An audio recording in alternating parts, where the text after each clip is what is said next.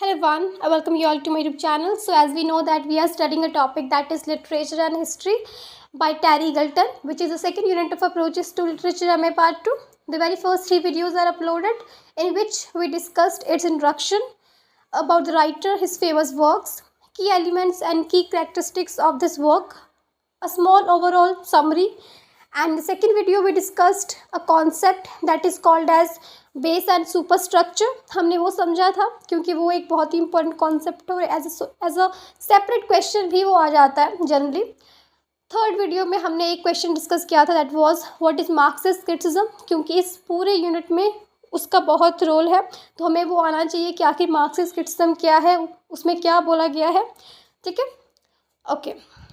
तो अभी तक हमने इतना डिस्कस कर लिया है और ये हमारी फोर्थ वीडियो है और आने वाली दो वीडियोस में ये यूनिट पूरा कवर हो जाना है. हमने 2-3 क्वेश्चंस करने हैं और यूनिट पर भी कंप्लीटेड. ठीक है, तो अभी हम ये क्वेश्चन करेंगे जो कि एग्ज़ाम में आया हुआ है. It would be a mistake to imply that Marxist criticism, see Marxist criticism यहाँ भी यूज़ हुआ है तो हमें पहले मार्क्सिस्ट क्रिटिसिज्म पता होना चाहिए कि क्या होता है. Moves mechanically from text to ideology to social relations to productive forces. देखो, जब भी मार्क्सिस्ट वर्ड यूज़ होता है कहीं पे भी यूज़ होता है तो उसका मतलब होता है कि ये रिलेट करता है पावर और डोमिनेंस के साथ. Marxist power, dominance, class struggle, इनकी बात करता है. ठीक है, जो मार्क्सिस्ट क्रिटिसिज्म है उसके बेसिकली थ्योरी क्या है, ये दी थी कार्ल मार्क्स और फ्रेडरिक एंजल्स ने. और उनका कहना था कि जो हमारी सोसाइटी है वो 3 क्लासेस में बटी हुई है, upper class, middle class and working class. जिसको अपर क्लास को bourgeois, middle class and then working class जिसको वो प्रोलेटरेट बोलते हैं. ठीक है, 3 क्लास में बटी हुई है और उसने ज़्यादा एम्फसाइज किया है 2 क्लासेस पे, दैट इज़ बॉर्जिस जो सबसे ऊपर अपर क्लास है और सबसे लो क्लास जो कि प्रोलेटरेट है. उसने बोला है कि जो इस थ्योरी ने बोला है, कहती है ये थ्योरी कि ये जो वर्किंग क्लास है ना ये बहुत पुअर है और ये जनरली बहुत ही ज़्यादा स्ट्रगल करने वाली क्लास है. इवन इसके ऑपोजिट जो अपर क्लास है, जो बॉर्जिस है, वो बहुत पॉलिटिकली स्ट्रांग है, पावरफुल है और वो बड़े कैपिटलिस्ट पीपल हैं और वो अपने जो वर्कर्स हैं जो कि प्रोलेटरेट हैं, जो उनके वहाँ काम करते हैं, उन्हें वो अब्यूज़ करते हैं या उन्हें उनके साथ डिस्क्रिमिनेट करते हैं. ये एक बहुत बड़ा गैप सोसाइटी में है कि रिच बहुत रिच है और पुअर बहुत पुअर है.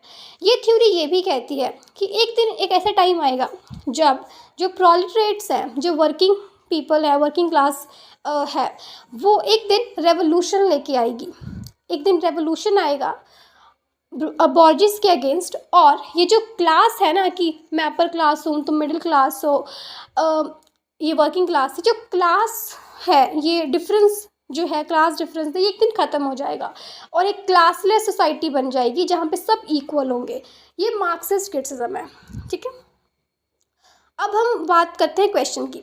तो ये क्वेश्चन ये है कि ये मिस्टेक होगा कहना कि जो मार्क्सिस्ट क्रिटिसिज्म है यानी कि जो पावर है ये मूव करती है, मैकेनिकली मूव करती है. मैकेनिकली मीन्स एक मशीन की तरह मूव करती है, स्ट्रेट फॉरवर्ड मूव करती है, कोई चेंजेस नहीं होते हैं. Text to ideology to social relations to productive forces.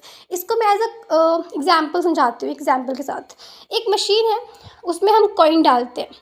तो जब हम उसमें कॉइन डालते हैं तो उसमें से कोई भी खाने की चीज़ बाहर निकलती है. जैसे होता है ना वेंडिंग मशीन जो होता है, उसमें हम कुछ डालते हैं, कोई कॉइन डालते हैं, पैसे डालते हैं एंड देन हमें प्रोडक्ट मिल जाता है. और ये स्टेप रिवर्स तो नहीं होता है कि पहले आपको खाना मिलता है फिर आप पैसे डालते हो. ऐसा कभी नहीं होता है. हमेशा पहले एक स्टेप आता है, कॉइन डालो फिर प्रोडक्ट मिल जाएगा. ये चीज़ होती है. तो ये है मैकेनिकली, मतलब इट मूव्स मैकेनिकली कि यही पहले स्टेप आएगा फिर ये स्टेप आएगा, सेम एक स्ट्रेट फॉरवर्ड स्टेप, कोई चेंजेस नहीं होते इस स्टेप में. अब हम इसको लिटरेचर में कैसे यूज़ कर रहे हैं, तो ये जो वर्ड है मैकेनिकली, ये लिटरेचर में ऐसे यूज़ हो रहा है कि ये कह रहा है कि सपोज करो एक मशीन है जिसमें आप एक बुक या नॉवल जो कि टेक्स्ट है, ठीक है, एक टेक्स्ट जिसे हम बुक या नॉवल समझते हैं, अब मान लीजिए हम एग्जाम्पल लेते हैं किसी भी वर्क की, चार्ल्स डिकेंस की हार्ड टाइम्स की एग्जाम्पल लेके चलते हैं। तो अगर हम वो जो बुक है, नॉवल है, टेक्स्ट जो है, उससे हम उस मशीन में डालेंगे, तो वो जो मशीन है वो उसके बाद क्या होगा, उसके बाद वो मशीन फाइंड आउट करेगी आइडियोलॉजी जो उस टेक्स्ट में है। उस टेक्स्ट में अगर आपने वो टेक्स्ट पढ़ा है तो किस तरह की आइडियोलॉजी है उसमें हमें पता लगता है वो उसमें मार्क्सिज्म है, उस टेक्स्ट में मार्क्सिज्म है, उसमें क्लास स्ट्रगल की बात हुई है। उसमें हम अगर आपने स्टोरी पढ़ी है तो आपको पता होगा कि उसमें एक रिच फैक्ट्री ओनर होता है जिसका नाम मिस्टर बाउंडरबी होता है। मिस्टर बाउंडरबी का एक वर्कर है स्टीफन ब्लैकपूल जो वर्किंग क्लास है। तो उसमें हमें बताया गया है कि कैसे जो बाउंडरबी है वो working class worker Stephen Blackpool को इंसल्ट करता है, उसे काम से भी निकाल देता है, उसके साथ डिस्क्रिमिनेट करता है, उसे बैडली ट्रीट करता है ना, उसे गालियाँ भी निकालता है वो, तो कहीं ना कहीं उसके साथ बुरा करता है। तो उसमें क्लास स्ट्रगल है, हमें पता लगता है कि रिच बहुत रिच है, पुअर बहुत पुअर है। अब पुअर को बहुत स्ट्रगल करना पड़ता है, रिच के लिए सब कुछ ईजी हो जाता है। उसको उससे काफ़ी यंग वाइफ भी मिल जाती है because he has the money, है ना। तो वो चीज़ है, क्लास स्ट्रगल की बात हो रही है, जहाँ क्लास स्ट्रगल की बात हो रही है वहाँ मार्क्सिज्म की बात हो रही है। तो ये क्वेश्चन ये कहता है कि मान लो आपने वो टेक्स्ट है वो आपने मशीन में डाला, ठीक है, उस मशीन ने एनालाइज किया, उसको स्टडी किया उस टेक्स्ट को, उसमें जो आइडियोलॉजी थी वो उसने समझी इन सेंस कि उसने बाहर निकाली, उसको साइड पे करा कि इस टेक्स्ट में क्या आइडियोलॉजी है कि जो रिच पीपल होते हैं they have the power, they have the right to do bad with poor people. एक तो ये चीज़ है। दूसरी आइडियोलॉजी उसमें क्या निकल के आएगी कि जो एक लाइन है कि ओनली फैक्ट्स आर इम्पॉर्टेंट, है ना, इमोशंस ऐसे किसी चीज़ की ज़रूरत नहीं है ज़िंदगी में, सिर्फ फैक्ट्स के बेसिस पे ज़िंदगी निकाल दो। ये चीज़ जो उस टेक्स्ट में बोली है, यही चीज़ जो है हमें, अब ये आइडियोलॉजी है, ठीक है। एक आइडियोलॉजी ये है कि रिच बहुत रिच होते हैं, वो कुछ भी कर सकते हैं, पुअर को स्ट्रगल करना पड़ता है। दूसरी आइडियोलॉजी उस टेक्स्ट में क्या थी कि जो सिर्फ और सिर्फ जो फैक्ट्स इंपॉर्टेंट है, इमोशन इंपॉर्टेंट नहीं है, ये लाइन गलत है। एक आइडियोलॉजी ये है। तो उसने आइडियोलॉजी फाइंड कर ली, उस मशीन ने उस टेक्स्ट की आइडियोलॉजी फाइंड करी। उसके बाद उसने यही आइडियोलॉजी जो है ये उस टाइम के, जिस टाइम पे ये टेक्स्ट लिखा गया है, ये लिखा गया है विक्टोरियन इरा में, 1853 में लिखा गया था, 1854 में पब्लिश हुआ था, तब विक्टोरियन टाइम चल रहा था। विक्टोरियन का टाइम कौन सा टाइम है, जब क्वीन विक्टोरिया रेन कर रही थी, और 1837 टू 1901 का ये टाइम है। और ये वो टाइम है जब जो सोसाइटी है वो इंडस्ट्रियल रेवोल्यूशन के पीक पे थी। तब मशीन्स थे, हर तरफ इंडस्ट्रीज़ थी। ड्यू टू दैट इंडस्ट्रीज़ काम बहुत बढ़ गया था। काम इतना बढ़ गया था कि जो पुअर पीपल थे वो अपने बच्चों को भी काम पे भेजते थे।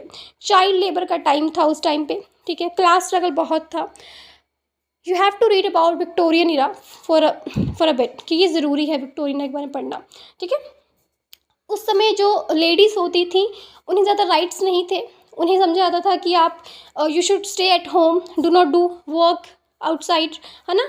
ये आइडियोलॉजी थी कि सिर्फ man should work and women should stay home, and marriage is the only thing that can save women. तो ये आइडियोलॉजी थी उस टाइम पे।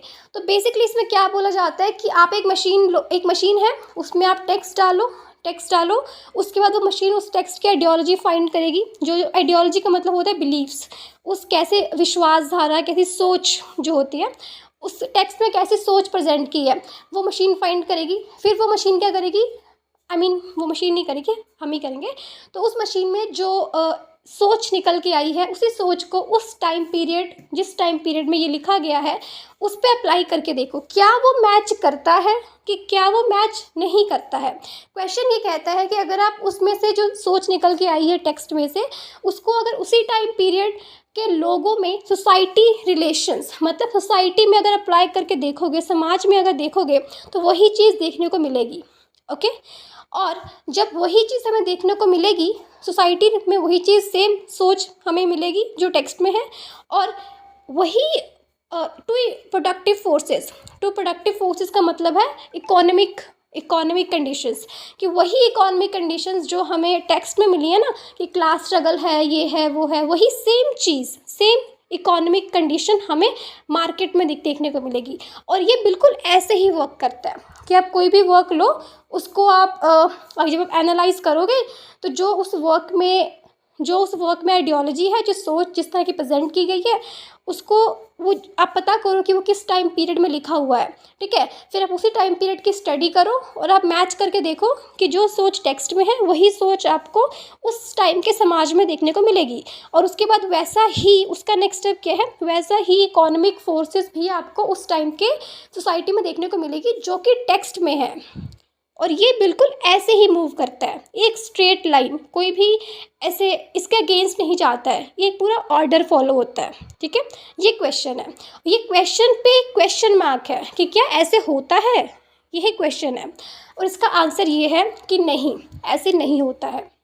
ये 50% करेक्ट है कि हाँ मोस्टली ऐसे होता है, क्योंकि जब भी कोई राइटर कोई भी वर्क राइट करता है तो उसको कहीं ना कहीं सोसाइटी अफेक्ट तो करेगी। जिस समाज में हम रहते हैं वहाँ की आइडियोलॉजी, वहाँ की सोच, वहाँ हम अपने आप को कहीं ना कहीं उसके अकॉर्डिंग ही ढालते हैं, अपने आप में चेंजेस करते हैं। कुछ लोग करते हैं, बहुत लोग करते हैं इवन, कि अगर हम ऐसी सोसाइटी में रहते हैं जहाँ पे सब लोग ट्रेडिशनल पहनते हैं तो कहीं ना कहीं हम भी ट्रेडिशनल पहनना शुरू कर देते हैं, हम भी उनकी आइडियोलॉजी से मैच करते हैं, क्योंकि हमें ऑड नहीं लगना होता। वही चीज़ लिटरेचर में है कि अगर सोसाइटी में कोई चीज़ चल रही है तो वो कहीं ना कहीं राइटर को इन्फ्लुएंस करती है, और यही इन्फ्लुएंस होकर जो लिटरेचर है सेम हो जाता है, जो सोसाइटी में चल रहा है वो लिटरेचर में है। और लेकिन ये बिल्कुल 100% करेक्ट नहीं है। समटाइम्स ऐसे होता है कि विक्टोरियन टाइम पे भी ऐसे कुछ राइटर्स थे, ऐसी कुछ फीमेल राइटर्स थी, जैसे कि उस टाइम पे बोला जाता था कि females are not suppose to read write, उनको नहीं इम्पॉर्टेंस दी जाती थी।